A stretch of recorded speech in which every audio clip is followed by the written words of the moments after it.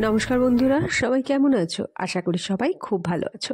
বড়দের জানাই আমার সশ্রদ্ধ প্রণাম, ছোটদের জন্য রইল অনেকটা আদর, ভালোবাসা আর আশীর্বাদ। চলে এলাম কাকুলির ক্যানভাসের একটি নতুন পর্বে।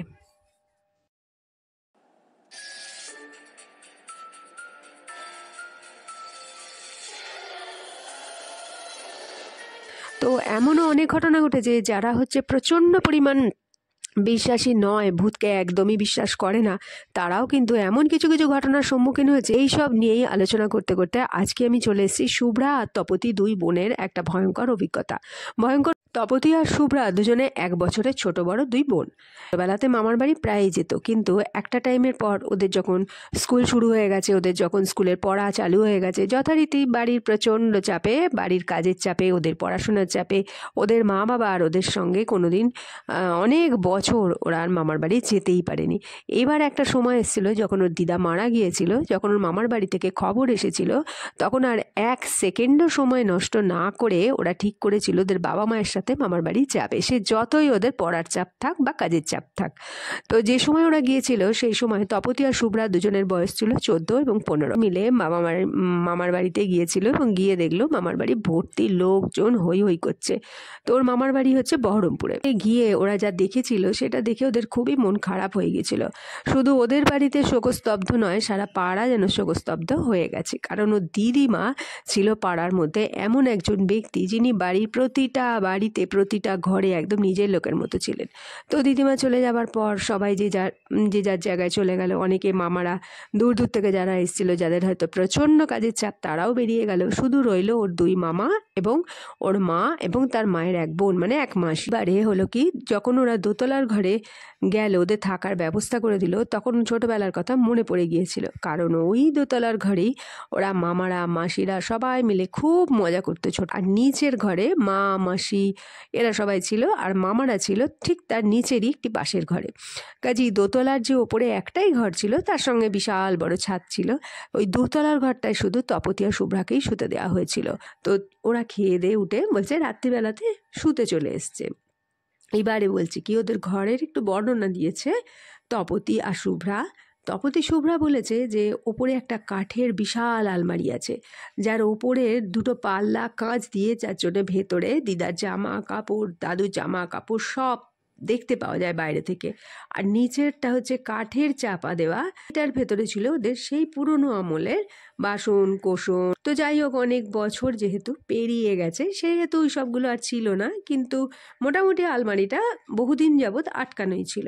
কারণ ওই দিদিমা বাড়িতে একাই থাকতো, ও দাদু অনেক বছর আগে মারা গেছে। খেয়ে দিয়ে শুয়েছে।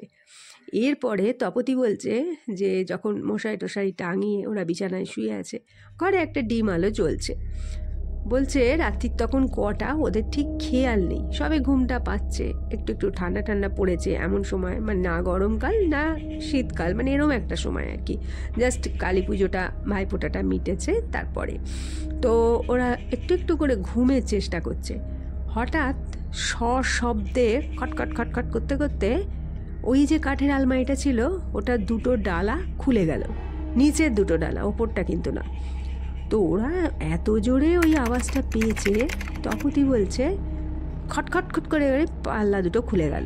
ওরা প্রথমে না ভ্যাপাচাকা খেয়ে গেছে। দিয়ে শুভ্রাকে বলেছে তপতি যে এই কিসের আওয়াজ হলো বলতো। দুজনে মিলে উঠে বসেছে। উঠে বসে এবারে বলছে যে ওরা উঠে জাস্ট ওদের ফোনের আলোটা জ্বালিয়েছে।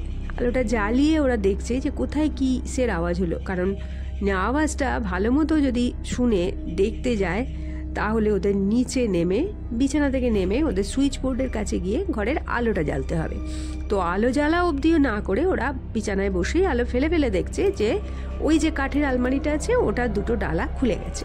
তপতি আর শুভ্রা দুজনে মিলে বুঝলো যে পুরোনো দিনের আলমারি, তো হয়তো ভালো মতো আটকানো ছিল না, খুলে গেছে বলে ওরা নেমেছে।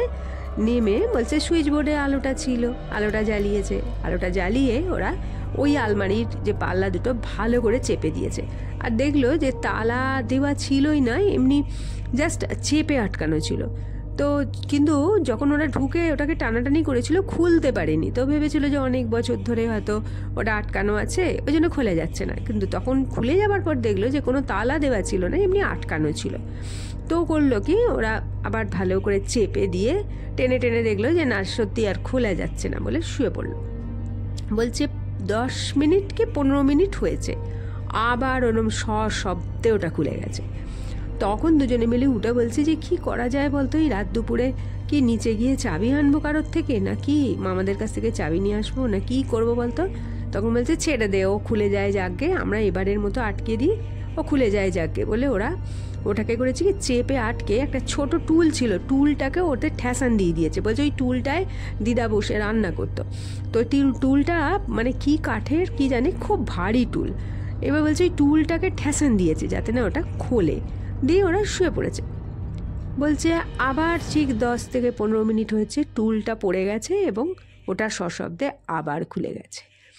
এবারে তপতি বলছে যে, শুভ্রা বলছে যে, তপতিকে বলছে যে দেখ, একটু মনে হচ্ছে যেন কীরকম লাগছে, ভেতরে কি কোনো বড় ইঁদুর বা কিছু ঢুকেছে, এরকম ঠেলে ঠেলে ফেলছে, এটা কি অদ্ভুত ব্যাপার বলতো, এত ভারী টুলটাকে ফেলে দিল।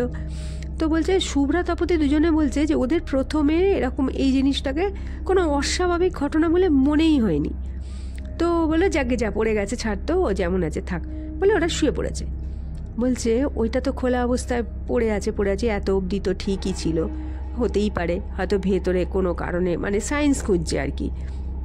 তপতি শুভ্রা দুজনে মিলে বলছে যে আমরা বিজ্ঞানের কারণ খুঁজতে বেড়াচ্ছি, বলে ওরা ঘুমোবার চেষ্টা করছে। বলছে 15 মিনিট গেছে, আবার সশব্দে ওই পাল্লা দুটো বন্ধ হয়ে গেল। এবারে তপতি বলছে ওরা দুজনেই উঠে বসেছে, বসে অদ্ভুতভাবে ওই আলমারিটার দিকে তাকিয়ে আছে আর ভাবছে যে এটা কি করে সম্ভব, খোলা তো হলো, বন্ধটা কি করে হচ্ছে, বলে ওরা রাত্রিরে দুজনে মিলে বসেছে। এবার প্রথমেই বলেছে ওরা ভূত বিশ্বাস করতো না, যার জন্য তপতি বলছে যে দেখো, ভূত তো আমরা বিশ্বাস করি না। আর শুভ্রাও বলছে দেখ, ভূতের এসব ভূত বাজি কথা, কোনো একটা কারণে হয়তো এটা বন্ধ হচ্ছে খুলছে, হয়তো কোনো কারণ আছে নিশ্চয়ই, হাওয়া টাওয়ার ব্যাপার আছে, যাকে শুয়ে পড়। একে তো নতুন জায়গায় ঘুম আসছে না, তারপরে বলছে ওই রকম বন্ধ হচ্ছে খুলছে, যাকে যা হচ্ছে যা, চোখ বন্ধ করে ঘুমাবার চেষ্টা করছে, কারণ ঘুম ওদের আসছে না। এরপরে বলছে যে ঘটনাটা ঘটেছে সেটা একদম অস্বাভাবিক ঘটনা, এবং যেটার কোনো কারণ ব্যাখ্যা কিছুই হয় না। সেটা হচ্ছে বাইরের দরজার ছিল ওদের পুরনো আমলের হুড়কো।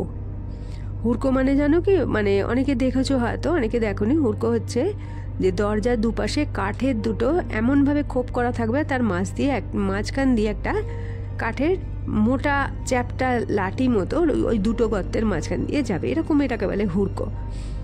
বলছে খড়খড় খড়খড় খড়খড় করে আওয়াজ হতে হতে মানে মনে হচ্ছে বাইরে থেকে কেউ যেন দরজাটাকে ঠেলছে বন্ধ করছে, করতে করতে করতে করতে হুড়কোটা খুলে গেল, এবং সশব্দে ওই দরজা হাট করে খুলে গেল। এবং ওই দরজাটা তো ছাদের সঙ্গে যুক্ত, আগেই বলেছি যে ওপরে একটাই ঘর, আর সেই দরজাটা হচ্ছে ছাদের সাথে যুক্ত। তো ওইটা যেই খুলে গেছে, আর বলছে ওদের যে ওই ছাদের সঙ্গে যুক্ত যে দরজাটা দিয়ে বেরুলে ডান দিকে সিঁড়ি দিয়ে নিচে, মানে ওরা যদি নিচে যেতে যায়, ওকে ঘর থেকে বেরিয়ে ছাদের গিয়ে তারপর সিঁড়ি দিয়ে নামতে হবে। তো রাত্রিরে সিঁড়ি বাইরে থেকে কোলাপসেবল গেট তালা দিয়ে ওরা এই ঘরে চলে আসে। ওপরের ঘরে তখনও ওপরে যে ছাদটা আছে, বলছে ওটা খোলা ছাদ, তো এরকম সশব্দে দরজাটা খুলে গেছে।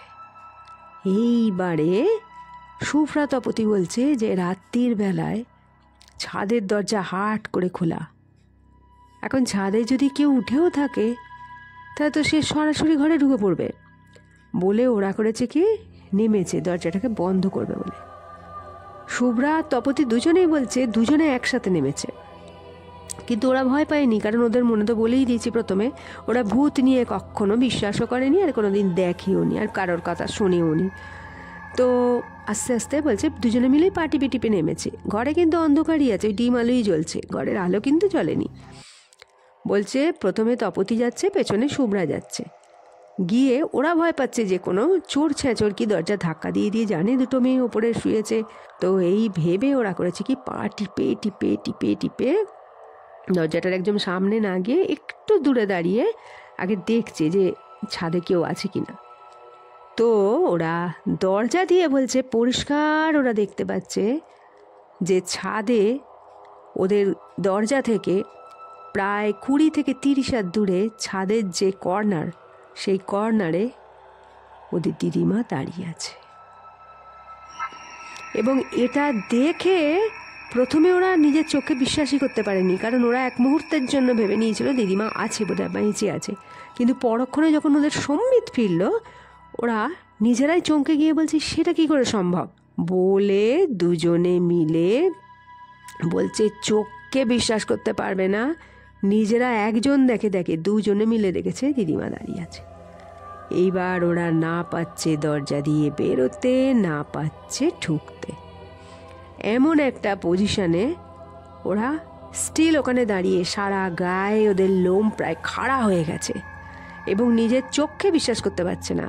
তপতী শুভ্রা মুখ পুরো নিজের হাত দিয়ে মুখ চেপে ধরেছে, পাছে কোনো আওয়াজ না বেরিয়ে যায়, পাছে না কোনো নিঃশ্বাসের আওয়াজ হয়, যে ওরা কি দেখছে, যেটা ইম্পসিবল ব্যাপার।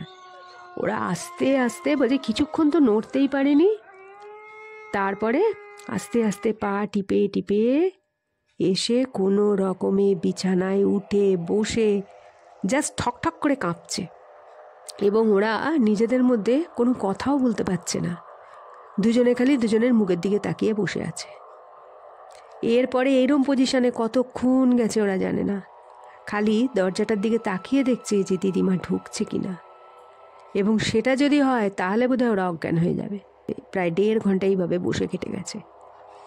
এরপরে হঠাৎ করে ওদের একটুখানি চেতনা ফিরেছে। ওরা সঙ্গে সঙ্গে ফোন করেছে নিচে, ফোন করে মাকে বলেছে যে শিগগির একবার ওরা যেন উপরে উঠে আসে।